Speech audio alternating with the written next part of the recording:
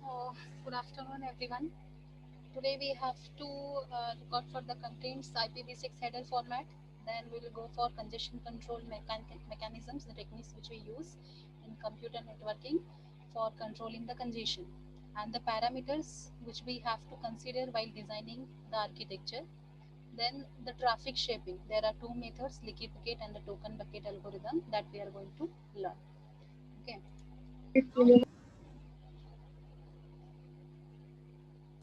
Um,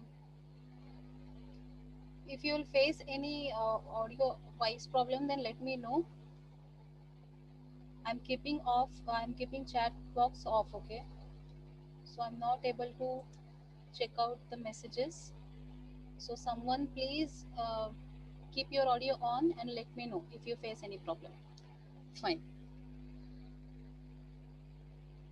Now let us start with the first IPv6 header format.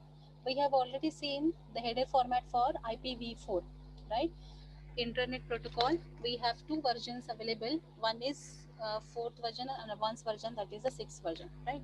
But why we need this IPv6 over the IPv4? Whatever the limitations are there in the IPv4, that has been overcome into this IPv6, as well as some new features have been added into this IPv6. Okay, so few advantages are listed here. We'll start with one by one. Improved header format. Okay, now IPv6 is an improved header format. In its header format, the options are separated from the base header. We know that there is one base header with which there is a payload attached, right? In the payload we have the data which will be coming from the upper side. Now that uses the separated form. The extension will be separate, options will be separate, and the base header will be separate. Now these options are inserted when it is required between the base header and the upper layer data. If and only if the extended data or any extra information is needed, then only the extension will be used. Otherwise only base header will be sent to the receiver side. Now this routing process is simplified due to this modification, right? So speed of the routing process increases and the routing time will be reduced automatically, because if you remember the IPv4 header format, there are a lot of options available, there are a lot of functionalities that present into that IPv4 header format. So whenever any packet will reach to any particular intermediary machine or router, then they are going to process that, right? So every router is going to process that particular packet. So whatever the number of functionalities or the fields are present into that header format, to proceed that it will take some more time. So that will be reduced, because we are complexing, we are just reducing, and we are only keeping the fields which are only the compulsion part, or whenever we require some extra information, only that time we are attaching the extended header format, right? Extended, we can say, header. Now the next is larger address space. We know that IPv6 has 128-bit addresses, right? And in IPv4 we have 32 bit, right? We have 32 bits. So the total addresses which we can form in the IPv4 are 2 raised to 32, right? In IPv6 we have total 128 bit, so we can form total 2 raised to 128 bit. That means there are 4 times wider bits with respect to your IPv4, right? So those, that much number of addresses we can form, we can use, we can access while we are using the IPv6 addresses. Now possibility of extension, as I said, the design of this IPv6 is done in such a way that there is a possibility of extension of protocol if required. Now whatever the, we can say, extra information is required to that particular, or with respect to that packet, like encapsulated security payload or authentication header, routing information header, right? So some few extension headers are listed. If and only if it is required, then only we are going to extend that with the particular packet. So there is a possibility of extension if it is required. If not, then we can just reduce the size of our header format, Now more security. Now for this security, it includes the encryption of packets, and for that ESP and the AH, that is encapsulated security payload, and the authentication header. for enhancing the security is provided, which can be used by using the feature of extension of header. Okay, we can provide the security to our packets by just extending the header, the basic header, by providing some protocols here. Now it supports to resource allocation. Now we can say that to implement the better support for real-time traffic, IPv6 includes the flow label in the specification. Now, what is the flow label?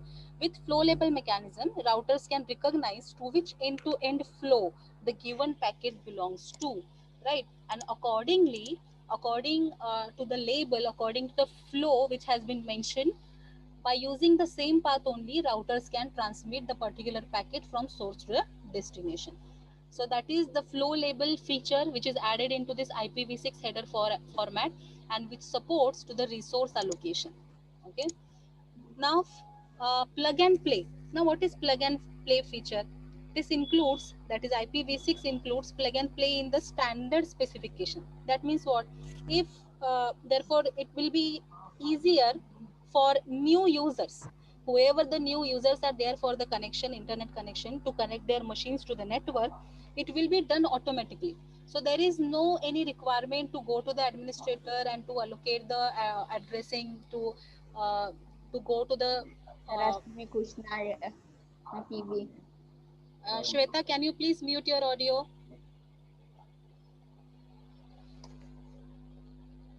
So that is the plug and play. Whenever you will be connecting to the internet, you will get an IPv6 address, right? That's much easy it is. So clearer specification and the optimization. Now, what is mean by this? Whatever uh, we can say the features or the plus points are there from the IPv4, those are taken. Okay, we are optimizing those also we are omitting whatever we can say the flows or the obsolete items from the IPv4 are there. We are just removing that, whatever is not required for every packet, that we are reducing, that we are removing from that IPv4, and we are keeping the IPv6 new header format, right? So these are the some header we can say header format advantages of IPv6. Why we are with this IPv6, that you can explain by using this some few listed points. Okay, now let us go for the header format. Before that, we know that uh, this is the structure for the packet, right? This is the structure of packet. Packet contains the base header and plus payload. Now what is payload? The data which is coming from the upper layer. Now in this base header, this 40 bytes are fixed. In IPv6 header format, the header format or the header bits are fixed, that is static, you cannot change. This is the compulsion part. These 40 bytes are compulsory required, right? This is the base header. And the payload which we can extend up to 65 535 bytes. Okay, this can be minimum, this can be more, up to 65 535 bytes. Now this payload depend upon the data packet from the upper layer. Okay, whatever the data which is coming from the transport layer, depend upon that the length will vary. Okay, and the extension header means as previously as I have mentioned ki, if we require some uh, router related information, if we require some encryption related information, then we can just extend the header with this. Okay, so that can be added to this our original packet if it is required, right? So this is what the IPv6 datagram header and the payload. Now we will see the header structure, that is this 40 byte structure. Okay, now this is the header format for IPv6. If you remember the IPv4, I have kept this for the reference here. This is the IPv4 header format. There are a lot of functionalities, functions or fields are available in this IPv4, and here it is the IPv6 field. Okay, we will go one by one. See, this is the first, that is the version field. This is the 4-bit field which defines the version of IP, right? So if it is a sixth IPv6 header format, then the value will be 0110. Okay, the value should be 6. The next is a priority, which is also called as the traffic class. Now this 4-bit, this is again the 4-bit field which contains, which defines the priority of the packet which is important in connection with the traffic congestion, right? Whenever there will be any traffic congestion occur in the network, that time the priority will be checked, and accordingly whoever having the highest priority, that packet will be only sent uh, earlier, and the remaining will be kept in the queue, otherwise that will be discarded. Okay, so the priority will be mentioned for the packet in this field, priority of the traffic class, which is of 8 bit. Now the next field is flow label. Flow label, I have already mentioned in the advantage part what is the use of flow label. With flow label mechanism, routers can recognize to which end-to-end flow the given packet belongs to, right? End-to-end flow will be defined, predefined. Virtual flow will be predefined, and by using that flow structure only, routers are going to send the particular or the packets from the same source to the same destination. So for that purpose, we require this flow label, which is of 20 bits. Now the next subfield is payload length, which is of 16 bit. A payload length that is used to indicate the total length of the IP datagram, which will be excluding the base header, right? Base header is compulsory 40 bytes, right? So uh, the remaining will be the data which is coming from the above side, as well as the extension header if it is available. Then the length for that payload will be mentioned into this subfield. Okay. Now the next header, it is again the 8-bit field which defines the header, which follows the base header in the datagram, right? Whatever the next header address will be there, that will be mentioned into this next header subfield. Now hope limit, again, which is of 1 byte, that is 8-bit, and this works same like the TTL field in the IPv4. We have seen a TTL field, right? Time to leave field. Now what it mentions, time to leave kya tha usme? The same functionality will be performed by this hope limit. The meaning of that field is what? The value will be fixed here, right? Some value will be fixed here, which will define how much time your particular packet is going to reside into that network. So it should not go into the infinite looping mechanism. It should not happen. Your packet should be going from network to network, router to router. It should not happen. There should not be any infinite looping happen, right? So why should not happen? Because then there will be congestion, right? So to avoid the congestion, we need to add the hope limit for that particular packet. So whenever this particular packet is going to reach or going to meet to any intermediate router or the host machine, whenever it will reach to any particular machine, the value will be decremented by 1. The value will be decremented by 1. So as and when the value becomes 0, that means the router where it has been reached, that particular router or the host machine will just drop this particular packet, because it will understand it is not getting the destination address or destination machine. So we have to just drop this particular packet so that congestion will not occur, right? Now the next field is source address, which is of 128 bit. Destination address, again 128 bit. Source machine, destination machine. Now the destination machine will have, destination addresses will have the intermediary router addresses if it is using the flow label. Are you getting my point? In flow label, what I mentioned, if they are using the virtual circuit to transmit the packet, okay, if they are using the virtual circuit to transmit the packet, then they know the path from which we have to transmit the data, from which we have to transmit the packet, right? So there will be intermediary nodes available which are fixed. So accordingly, whenever they are jumping from router to router, network to network, the destination address will be the immediate next router address. Okay, in that case. If not, if they are not belonging to flow label, if they are not using the flow label, if they are not using the virtual circuit, in that case, they will be directly the intended recipient, the final destination address will be present into this destination address of field. And to this fixed header, to this particular fixed header, we will have extension header if it is required. In this extension header, as I have mentioned, if any packet requires to carry some extra information, to carry some extra data, then this will be added into this extension header, right? So this is what the IPv6 header format is. Just draw this header format into your notebook, make a note of this, then we will move ahead.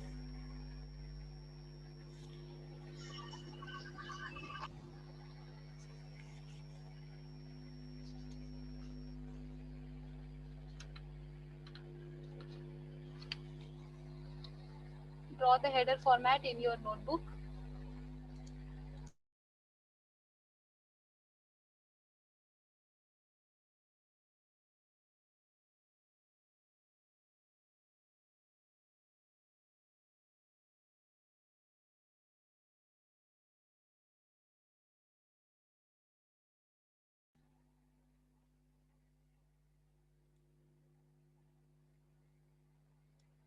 I hope I'm audible. Dhruvin, my voice is clear, right? Yes, ma'am. Okay, thank you.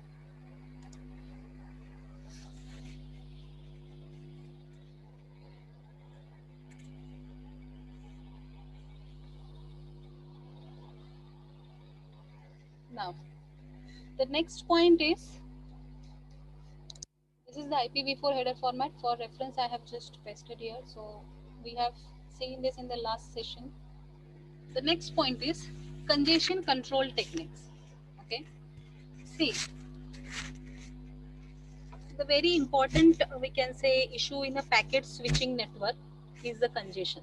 Okay, if an extremely large number of packets are present in a part of a subnet, the performance will degrade, and this situation is called as the congestion. Okay, so this congestion in a network may occur when the load on the network, that is the number of packets sent to the network, is greater than the capacity of your network, right? So in that case the congestion may occur. So why we need this congestion control? It is not possible to completely avoid the congestion, right? It is not possible to, just a minute.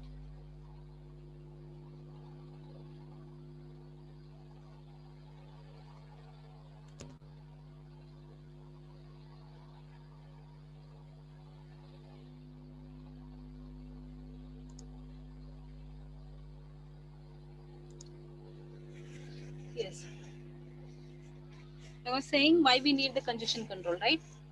Every time it is not possible that we are saying we are going to completely avoid the congestion, right? It is not possible actually, or we can say practically, but it is necessary to avoid it. uh, we cannot control directly, but we can just avoid it, right? So congestion will result in we can say long queues will be occur. If we are not controlling that, if we are not avoiding that, then it may possible there will be a long queue in your network, and which results in a buffer overflow, right? And which automatically will result into the loss of your packets. So congestion control is very necessary to ensure that the user gets the negotiated, we can say, quality of service which we are providing. The data which we are sending from the source to destination, it needs some quality, right? The pure, or we can say the original or the reliable data transmission should happen. Fine. Now, the solution, we can say, solution to this congestion problem can be divided into two categories. The one is open loop congestion control, and another is closed loop congestion control. Now, what is the meaning of this? The open loop control congestion is which is based on the prevention of congestion, whereas this closed loop, it will be applicable when or we can say removing the congestion after it has been occurred. Okay, so this is the prevention before transmitting the data, open loop. Fine, this is the prevention before transmitting the data.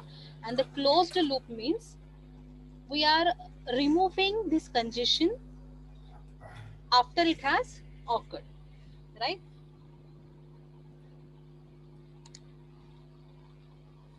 Aditya, please mute your mic. Okay. Now, the next, in this open loop and closed loop also, there are some services or there are some methods, there are some types which are available. The first is retransmission policy. Then we have, in this is the part of open loop. Open loop means the prevention. Before congestion occur, we are going to just deciding some protocols. We are going to consider some rules, right? So that the partition in that is retransmission policy, window policy, acknowledgement policy, admission policy, and discarding policy. Then the closed loop contains back pressure, choke packet, implicit signaling, and the explicit signaling. Now, why we require the congestion, or what are the types of congestion? This question can be asked in your subjective questionnaires. Okay, university question paper में congestion control mechanism पे 10 marks का question आता है. But if we are considering the objective type questions, then in that case, these subtypes you should know. Ki, the question may be asked, the choke packet method belongs to closed loop or open loop. You should know about that, right? And what happens exactly in which method, you should aware about that. So these are the some types which comes under the open loop and the closed loop. Now, what is the retransmission policy? This is the policy in which retransmission of the packet are will be taken care, right? If the sender feels that the sent packet is lost or the corrupted, the packet needs to be retransmitted. Now, this retransmission may increase the congestion in the network. That is obvious. Now, to prevent this congestion, the transmission timer must be designed to prevent congestion and also able to optimize that efficiency of your network, right? So whatever the bandwidth is there, whatever your, we can say the bus is there through which we are transmitting, we should efficiently use that, right? And for that, we have to avoid the retransmission, or we can say like go back and or selective repeat. ये जो हमने देखा था, उसमें effective जो था वो, that is selective repeat, because in go back in, even if any particular packet has been reached successfully at the receiver side, based on the protocol which is mentioned in the go back in, we are retransmitting the same packet again and again by using the go back in, but it is not happening in the selective repeat ARQ, right? The same thing is applicable in the retransmission policy. The timer should be available. If and only if the timer will go off, then only we are going to retransmit the packet, right? If we are not going to assign the timer with respect to the initial round trip time, I have already mentioned this term, right? Round trip time. Round trip time will consider the time which will be taken or considered the packet when it will left from the source, it will reach to the destination, the processing will be done at the destination, and then the acknowledgement will be received from destination to the source machine back. So this entire timing will be considered in the round trip time. So by considering that, the timer will be assigned at source machine. So accordingly, the retransmission of the packet should happen. Okay. So timer नहीं होगा ठीक से, या कम लगाया होगा time, और उसके बीच में अगर processing उधर हो ही नहीं रहा है, then what will happen? The acknowledgement will not be received, and the source machine will identify कि acknowledgement आया ही नहीं, timer तो बंद हो चुका है, then I have to retransmit the packet. So the timer is a very important concept here to avoid the one of the concept here to avoid the congestion, to control the congestion, right? Then the next is window policy. The type of the window at the side, we can say the sender side, may also affect the congestion, right? Several packets in the go back in window, as I mentioned, are resent, although some packets may receive successfully, right, at the receiver side. This duplication may increase the congestion in the network and making it very worse situation in the network. We are sending again and again, again and again, again and again. So this will be very difficult for to control the congestion. So therefore, we can use the selective repeat window. We can adopt the selective repeat window mechanism. So it sends a specific packet that may have been lost, right? The only packets which will be retransmitted, which have some problem, or for which packets we have not received the acknowledgement. This is the mechanism of selective repeat. So we can adopt that selective repeat in this window policy. which will be considered while controlling the congestion. Now, the third is acknowledgement policy, or we can say discarding policy. Okay, a good discarding policy is what, which will be adopted by the routers, is that the routers may prevent the congestion, at the same time we can partially which discards the corrupted or the less sensitive packages, and also be able to maintain the quality of message, right? For example, if take the example in case of audio file transmission, routers can be discarded. Routers can discard less sensitive packets, or we can say low priority packets, to prevent the congestion, and also it will they will maintain the quality of the audio file, right? So that policy should be carefully designed. Discarding policy should be carefully designed so that we can control the congestion, right? The next is what? Acknowledgement policy.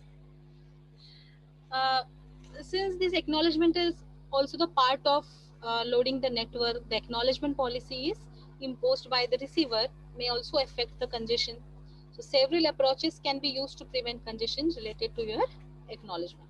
The receiver should send acknowledgement for n number of packets rather than sending acknowledgement for a single packet. Do you remember the concept of piggybacking? Piggybacking, I have mentioned in that uh, we are sending acknowledgement for each and every packet which we are receiving, right? So instead of that, what we are going to do, we are just waiting for some time at the receiver side. If receiver is also having some data to transmit it to the sender, then we can just attach the previous acknowledgement to that particular frame, right? It is called as the piggybacking. So piggybacking we can apply, we can adopt while transmitting, while using, while designing the network. That is can be, we can say this is one of the major part in controlling the congestion, right? Now the last one is admission policy. In this admission policy, a mechanism should be used to prevent congestion, like switches in a flow should first check whether the resource requirement of a network flow is available or not. Whatever the resources are required to transmit a particular packet are available in the network or not. Okay, if there is a chance of congestion, ki lot of packets which will be transmitted from this particular network, they may use a same resource. If the router knows this, then router should avoid the same path, or router should keep in the queue. That can be, that is called as the admission policy. Okay, कि router वो लेगा ही नहीं packets अगर उसको resources वही चाहिए तो, क्योंकि वहां पे फिर कंजेशन ऑकर हो सकता है for accessing that resource, right? So these are some features, or we can say some policies are mentioned into this open loop congestion control. Okay, so after this we have closed loop congestion control, in which we have back pressure, then the choke packet, then implicit signaling and explicit signaling. The first one, that is the back pressure. If you can observe this diagram, there are few systems available, first, second, third, fourth. These are the intermediary resources, and the source and destination is available here. Now, what is the meaning of this? See, closed loop means after congestion occurs, how we are going to control that. That is the closed loop. Okay, and before occurring the congestion, what we are going to do, which policies we are going to apply, that will come under the open loop. Okay, now this back pressure is a technique in which a congested node stop receiving the packets from the, we can say, upstream node. Upstream node means इस left वाले, क्योंकि इधर से packets आ रहे हैं तो इस वाले सब कुछ कंट्रोल कर देगा. They will just stop to receive the packets. Okay, this may cause the upstream node or nodes, we can say, to become congested and reject the receiving data from the above nodes. इसके पास जो भी data आ रहा है from the upper layer, they will just stop taking that, right? So back pressure is a node to node congestion control technique that propagate, we can say, in the opposite direction of data flow.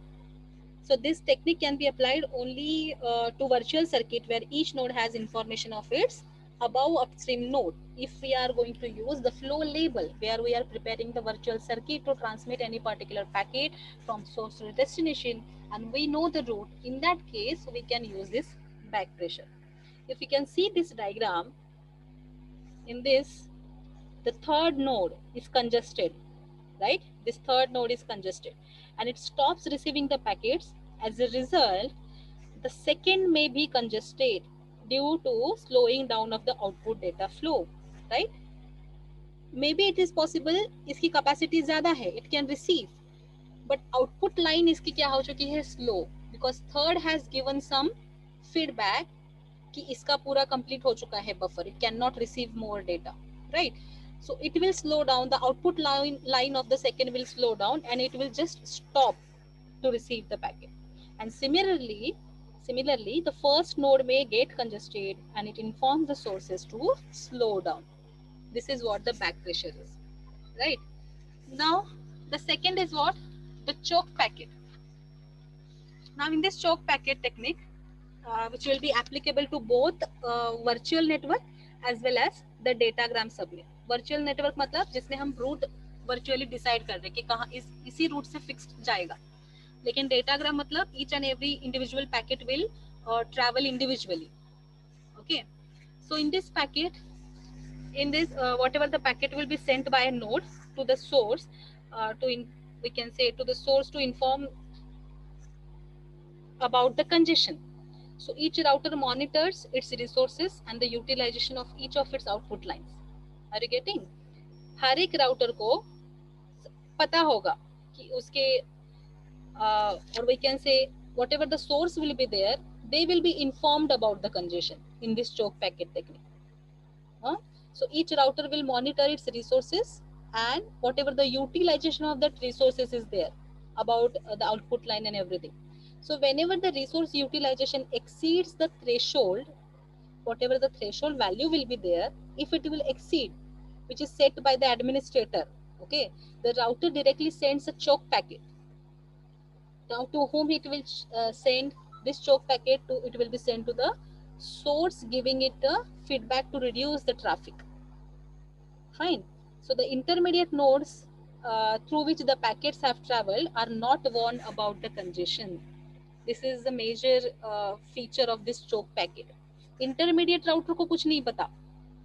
Directly जहाँ जिस router के पास ये problem occur हुआ है, that router will send the choke packet to the intended source. जो भी source रहेगा, original source रहेगा, उसके पास वो message जाएगा. Right. The next is implicit signaling.